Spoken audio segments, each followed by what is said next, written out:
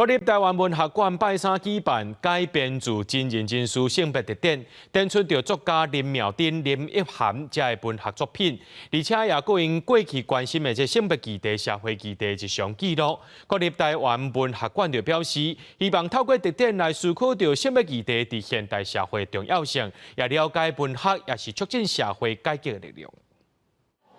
规排碰碰的空气包顶悬印文字，象征性别议题伫社会上的压力。这是台湾文学馆举办改编自真人真事的性别特点，现场展出1990年代作家区别丁甲少年作家林奕涵的文学作品。特点希望大家对这寡文学作品感受性别议题，对文字当中了解女性伫社会面对压迫甲暴力的情景，听到文学反抗的声音。 林奕涵的事件其实也跟Me Too 有相关性哈。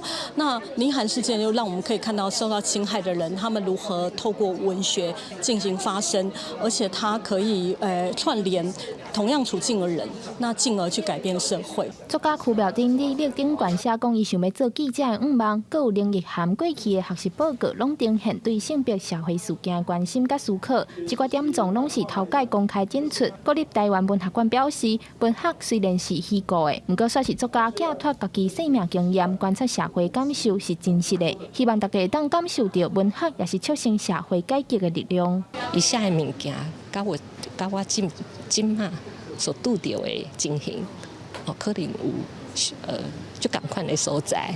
那其实文学就产生了它这样子的一个力量。那大家就会开始去思考。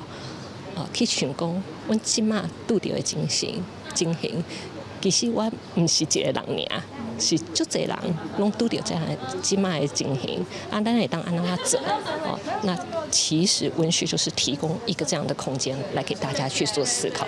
这个性别文学特点会展到今年10月12日。国立台湾文学馆表示，真希望透过文学来打破性别的刻板印象，进一步带大家思考性别议题伫现代社会的重要性。